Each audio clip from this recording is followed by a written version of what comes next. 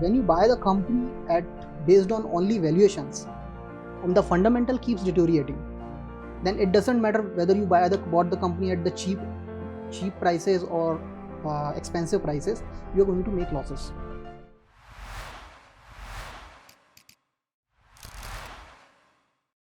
Hello and welcome to Paisa Bolta है। मैं हूं आपकी होस्ट मृदांजलि रावल।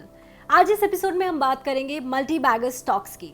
हमारे साथ आज हैं stock market expert Nikhil Gangil. Hi Nikhil, how are you doing today? I am great. Stocks in a country like India are considered taboo, right? So how did an IITian like you find yourself drawn to the stock market? So I would like to differ on the taboo part here. It's not taboo, it's more of a convenience based word that people use. I have seen a lot of people who say that market is satta bazaar or jua and all that, and they come, and when the market is at bull cycle, they come to us and they ask for advice. So it's definitely not a taboo, it's a perception that people have created. And also there are basically, you can see there are two Indias, and you can see that in any sector, not just in stock market, in fashion, in market, in business, in jobs. And what the 1% of India is doing, the 99% of India does it after, let's say, 5 years or 10 years. So we have to look at the big opportunity. If you want to do something bigger, you have to be in that 1%. So it's not about being IIT, and you don't need IQ more than 100, 120 to see the big opportunity that India is going to have in next 20, 30 years. So it's a billion dollar opportunity, and I think we are going in the right direction. Okay, that sounds lovely. So what are the biggest challenges you faced in the early days of serious investing and trading? So as you know that I am from engineering background. I did my civil engineering from Indore, IIT DAVV, and then I did my M.tech from IIT MADRAS in offshore structural engineering. So I didn't have a background of MBA, CA, CFA people have. I also didn't have seniors who can guide me in the stock market. So I had to do it all alone for the first 5 to 7 years. So I think that was the biggest challenge. Fortunately, one of my senior, he was in market for 10-15 years, and after having a lot of loss in the market, I went to him and he gave me those books which I could read and understood about the market. So that was the biggest challenge. One more bigger challenge was, as you said, it is considered taboo. I come from a very small town in India, Gohad in Madhya Pradesh. People say, as you said, it's taboo, it's satta and all that. So I had to convince first myself that I want to do this, and since I want to do this, I have to do it the right way. And then I had to do a lot of convincing to others also, like my family and all, before going into business. So I think that was the biggest challenge. Okay. The stock market universe is huge, and spotting a good stock is very hard. So in simple terms, if you can explain the process you follow to spot multibaggers. See, if you look at the market participants, they always say ki buy low, sell high. But how low is low? Right. How high is high? So basically nobody tells you that. You have to figure those things out by yourself.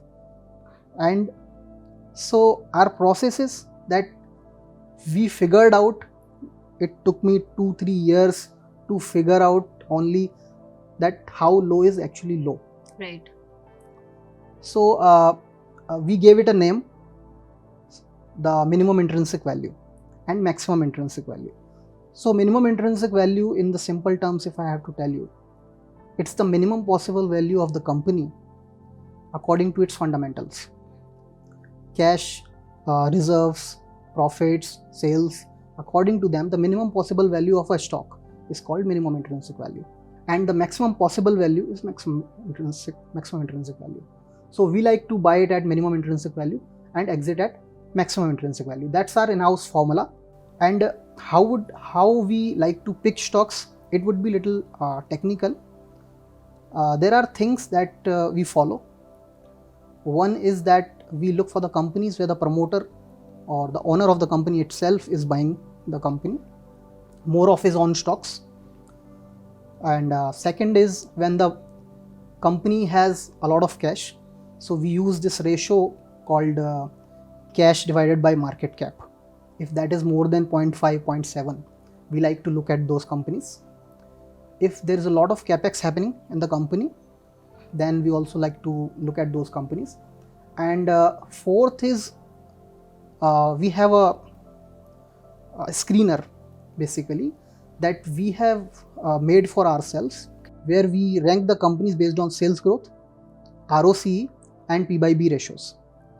So in this, what we do is we look at the sectors which are undervalued, where the sector wise there is a negative perception in the people, and we rank those companies based on these three parameters, and top 3, top 5 companies we like to analyze further. So basically out of these 4 trigger, we get let's say 80, 100 companies every quarter. Okay. And then we go in detail and do the analysis and valuation analysis, fundamental analysis, and try to find out 10, 15 companies which are worth investing. So we have heard you say, value investor, one should not underestimate growth. As a growth investor, one should not underestimate value. Can you please elaborate this for our listeners? When I started, as I said to you, from the day one I was a value investor.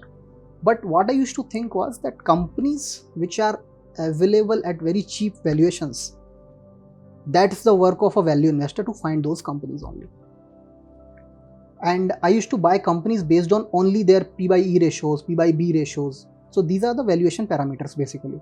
They only tell you whether the company is cheap or not. Okay. But when you buy the company based on only valuations, and the fundamental keeps deteriorating, then it doesn't matter whether you bought the company at the cheap prices or expensive prices, you are going to make losses. So basically the company can be undervalued for 3 reasons. A, the sector itself is not performing and people have negative perception about sector itself. B, business is not performing because of management incompetency or some supply demand issues. C, people have wrong perception about the company. Everything is great in the company, but people have wrong perception, people in stock market. And fourth, there is something wrong with the business itself. For first 3 condition, you have to do value investing. For fourth condition, you should not do value investing. If there's something wrong with the business itself, you should not look at the valuation itself. So first 3 conditions are favorable and the last condition is not. So that is why you have to, as a value investor, you should never underestimate growth. And the opposite happens with growth investors. So the growth investors, they buy on the basis of what guidance company's management is giving, but they don't look at the valuation. And when those guidance do not come true, they suffer a lot of loss in the company. So this is why I say that as a value investor, you should not underestimate growth. As a growth investor, you should not underestimate value. Okay, awesome. If our listeners want to recreate your success story in the market, what would you advise them to do in their journeys? So first of all, you have to look at your interest. If you are really interested in looking at the business fundamentals, you are welcome here. Keep learning, keep investing. And third thing is, जैसे हम gym जाते हैं ना, so people say कि first 6 months have a trainer. Yeah. So in stock market also, first 3 years have an advisor, have an mentor, some kind of thing, and then you learn. And if you can do on your own after 3 years, do it. Otherwise, see, these 3 years will save you 10 years of doing alone that we had to do. Right. So those 10 years will be saved from these 3 years. So after doing 10 years, we lost a lot of capital. Yeah. And we lost 10 years. So you don't have to do that. You will not lose capital. You will not lose 10 years. In 3 years, you can cover all that. And I think you can have a good journey after that. So like how Nikhil gave a brilliant example of trainer, StockGro will act like your trainer. So download app now. We'll move to the next most interesting segment. It's called rapid fire. Okay. So this I've already asked one question, so I'll just change it to one interesting question. Okay. So let's start. Name 3 stock market influencers you admire. So you can look for Howard Marks. He talks about cyclical investing. And you can look for Peter Lynch and Joel Greenblatt. They are also good value investors. Okay, awesome. Name the most important trait required for stock market success. One trait is courage. I mean, you have to invest when nobody is investing. I've seen a lot of people, they are not willing to invest when the market is going down. And then they say, अरे यार, next opportunity कब आएगी? जब market already performs.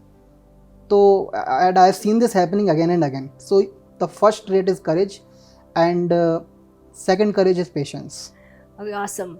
Last question, if you would like to answer. Yeah. What's the, like in a year, what's the maximum profit you have ever made? Maximum profit in terms of multibagger? Yeah. One time I made 68x. 68 times? Yes. Oh, wow. But the allocation was very low. And recently I made 16x, 1/6 in a penny cap. And apart from that, from our strategy, we have made 6x and 6x, 5x in 5 to 7 companies. Okay, awesome. So I'm assuming these will be like big capital, like a huge capital amount on which you are saying 6x and 16x. Yes, 2-3% allocation of the basically portfolio. Thank you so much, Nikhil, for joining us today. My friends, there is no shortcut to success. Long-term investment it is. We'll be back with many more episodes of Paisa Bolta Hai. Till then, stay tuned.